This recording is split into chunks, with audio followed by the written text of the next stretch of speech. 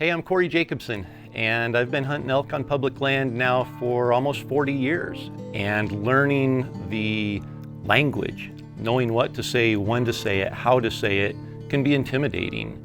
There are three things that are the biggest obstacles to successfully calling an elk.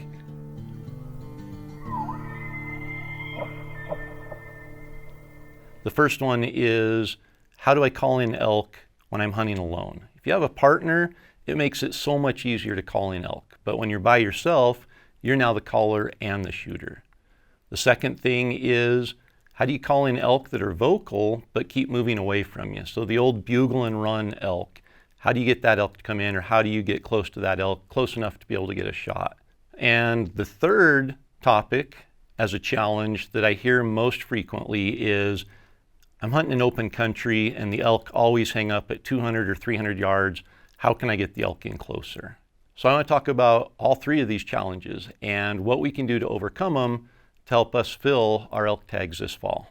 When it comes to calling elk, having a two-person setup is always going to be the most effective. Having a caller set up back behind a shooter is going to allow the shooter to really blend in and be unnoticeable to the elk. So when the elk's coming in, he's focused on this caller back here, and the caller's job is to bring him right in front of the shooter who's not making any sounds. But when you're hunting by yourself, you're now the caller and the shooter. And the challenge is getting that elk in close enough to the calls that you're able to get a shot. Because once an elk gets to a point where they can see where the sounds are coming from, they're usually going to hang up until they see an elk. So setup's going to be critical for a solo hunter. So set up in an area that you're going to be able to pull the bull in inside bow range before that elk sees where the calls are coming from. So the backside of a ridge, make the bull come up to the ridge where he's going to have to get on that ridge and be able to see when you're only 30 or 40 yards away. Or call and then move forward.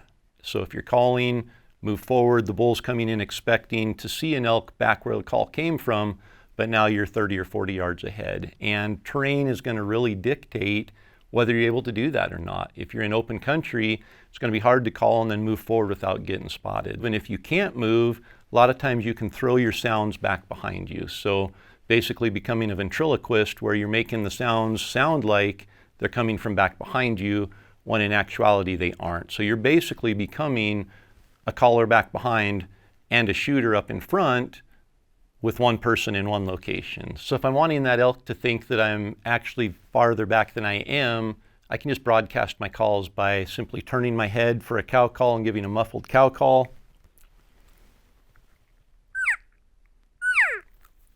And that bull's going to think maybe that cow's another 20 or 30 yards back because it was really hard to hear. So when he comes in, he might not have my location pinpointed.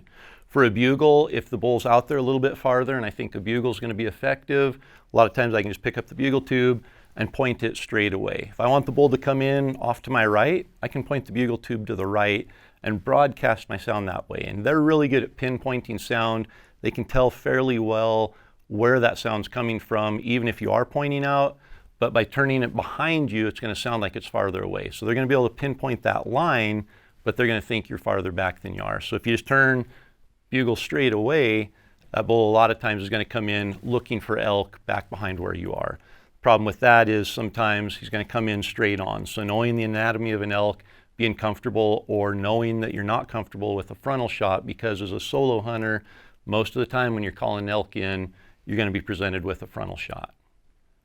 Whether you're hunting by yourself or with a partner, another challenging thing when it comes to calling elk is that elk that will bugle and run. And it's fairly common for a lot of different reasons. One, they might have winded you, they might have seen you or heard you, and they're alert. They know that there's something there. Maybe they don't know it's danger, but there's something making them uncomfortable, not so uncomfortable that they aren't willing to keep bugling, but they want to get away from what it is.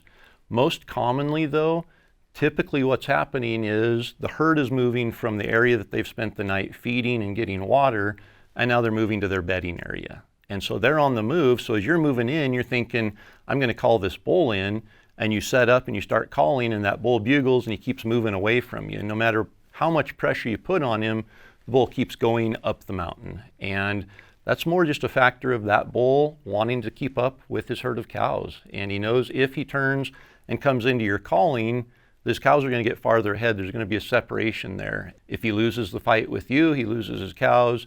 If he comes in to fight with you, another bull sneaks in and steals his cows. So he's just not willing to separate himself from his herd of cows. So if that happens, I keep putting pressure on the bull. I'm going to follow him. I'm going to keep challenging him, keeping in mind that as they're moving up the mountain to go to their bedding area, the thermals are going to change at some point. So don't get right behind the bull, move up the mountain, and then all of a sudden the wind switches, comes up from behind you, and he smells you, and it's game over. A lot of times I'll just follow him up the mountain, maybe get on a ridge that's parallel, move up with them, let them get to their bedding area, and let them settle down for the day. And I might even give them an hour to get settled into their bedding area. But once he beds down, I can move in and get set up, and now he's not moving. He's in his territory where he doesn't want another challenger coming in there, and then I can set up and start working the calls. So if you have that bull that is vocal, but he's moving away from you, he's probably not most of the time moving away because he recognizes danger or because he doesn't want to confront another elk. It's just the timing isn't right and the location isn't right, and he doesn't want to leave his cows. So it's going to take some persistence, and you're going to have to probably follow them into their bedding area and set up on them once they get established in that bedding area.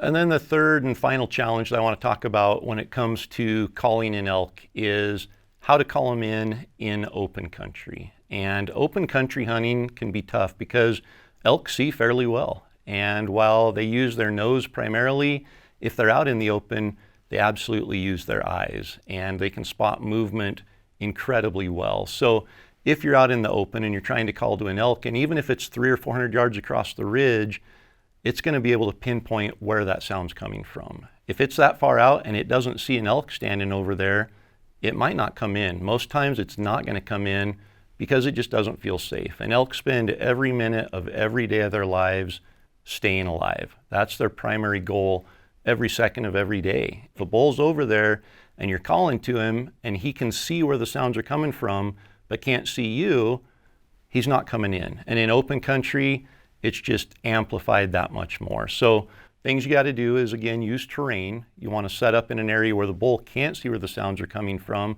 He's got to travel that open distance and then maybe pop over a rise or utilize any kind of brush or vegetation that you can to hide in and make that bull come in closer. You know, it really is a game of cat and mouse, and waiting for an opportunity for that bull to be in a good location where you're going to be able to call him in. So if he's 400 yards across a wide open meadow from you and there's nothing between you and him, you aren't going to call that bull in most likely. So wait for him to move into an area where you're going to be able to call him in. That might be going down into a little draw. It might be going into a patch of timber. It might be completely relocating and going into his bedding area. And you might have to wait a couple hours to be able to advance and set up on that bull again. But just keep in mind, if an elk can see the location that the calls are coming from and can't see an elk there, he's probably not coming in much closer.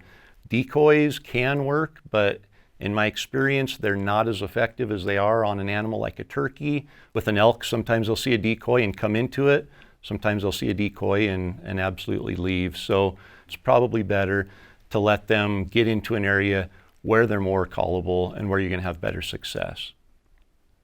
I think for anyone who's spent much time at all calling elk, those three challenges have been presented to us multiple times and are probably, for many of us, the top three things that we struggle with. So aside from paying attention to the wind all the time and choosing setups wisely, learning to hunt as a solo caller, learning to hunt in open country, and learning what to do when an elk is calling but moving away from you can be the difference between going with tag soup or filling your tag. So hopefully these little tidbits have been helpful, and good luck to you chasing elk this fall.